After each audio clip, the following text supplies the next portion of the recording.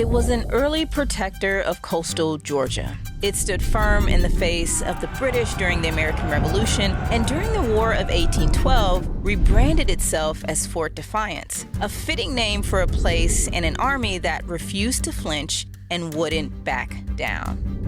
This is Marked, a series that zooms in on Georgia and its backstory, one historical marker at a time. I'm Maya May, and I'm here in Midway, Georgia, at Georgia Historical Marker 089-12 to tell you the story of a revolutionary fort, the communities it protected, and what it really means to stand defiant in the face of an enemy.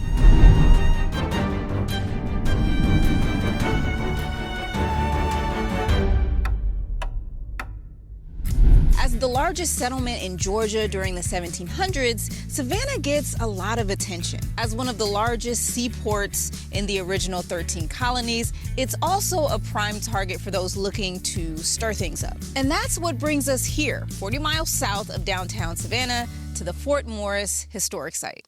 If you want to know anything about Fort Morris, there's one person you go to, Ranger Jason Baker. He works here, he lives here, he knows nearly everything about this place. This area is vital, not only when the Europeans came, but to the American Indians that were here first, and it's all because of the location. It's here on the Medway River, which is a natural deepwater harbor. This was a Muskogee-speaking indigenous person's village for millennia before European contact. Some of the earliest European activity here was by Mark Carr and his son Thomas Carr. They had been granted land by King George II down around Brunswick. As time went by, Mark Carr thought the grass was a little bit greener up on this side of the river. He became displeased with Brunswick and said, up on the Medway River, there's a beautiful area. Perhaps I could trade my 500-acre grant for 500 acres up here. Now, his plantation is actually raided in 1741 by indigenous people living in the area. So the attack on Carr's property really kind of exposes this area. Coastal Georgia is vulnerable because you have so many wide rivers here, but you also have a lot of tidal creeks because of all the marshes, and it's kind of like a maze. So you have all sorts of places where ships can hide, where troops can hide, and you could have ambushes. You have a lot of these bluffs, so you really needed to develop fortifications to protect a lot of these settlements and a lot of these harbors, etc. There's a few things to know about location in the 1700s. The Georgia coast is really, really important and very, very valuable. And there's a couple different reasons for that. The reason these locations are important is because of trade. Savannah, Sunbury are ports. We have ships moving in and out, and it is literally the reason they are able to exist in these places. The other reason these locations are important is just geographically, where they sit. The water is deep, the land is high. You're able to look out and see attackers coming your way. These locations are incredibly important. Ships would come in from all over the world to this seaport and trade goods, buy and sell and import and export. If things had played out differently here, Maya, this could have developed into what Savannah is today, and Savannah is the third or fourth busiest seaport in the nation, the last I checked. This is the perfect point for a defensible position here on this natural deepwater harbor.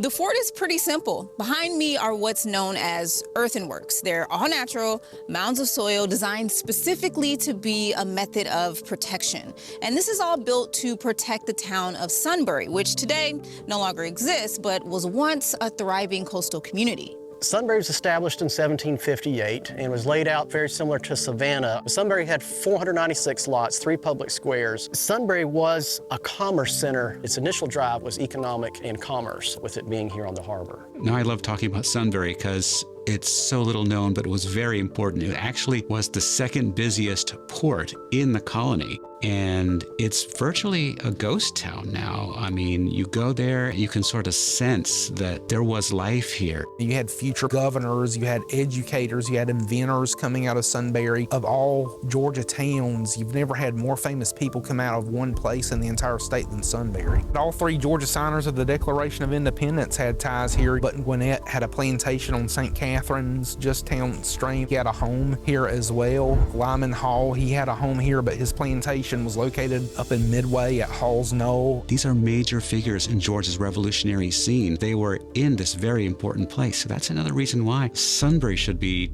talked about more. During the Revolutionary War, it's clear that Georgia and the community of Sunbury needs more coastal protection. And so the delegates to the Second Continental Congress, in an attempt to sort of tighten things up in the South, sent 200 Patriot troops here. And one of those patriots is Captain Thomas Morris.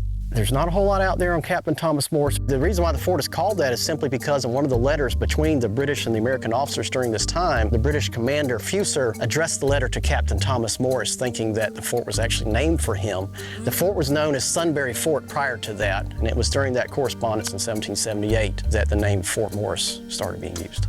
The American Revolution is really when Fort Morris shines in our imagination. Down in Florida, we have a bunch of British loyalists who are there. We have Savannah very close by, and Fort Morris is halfway in between.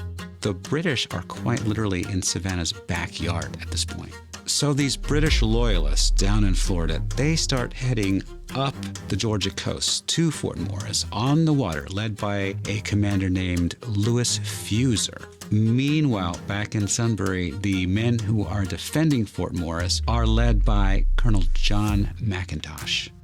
When the British troops start to approach Fort Morris, it becomes pretty clear this isn't going to be an even fight. Colonel McIntosh and his Patriot troops, while brave and defiant, are pretty clearly outnumbered, nearly 2-1. We got Lewis Fuser with the British out on the water looking at Fort Morris, and the folks at Fort Morris looking back. Fuser basically writes them a letter and says, we can do this the easy way or the hard way. Sir, you cannot be ignorant that 4 armies are in motion to reduce this province. The resistance you can or intend to make will only bring destruction upon this country.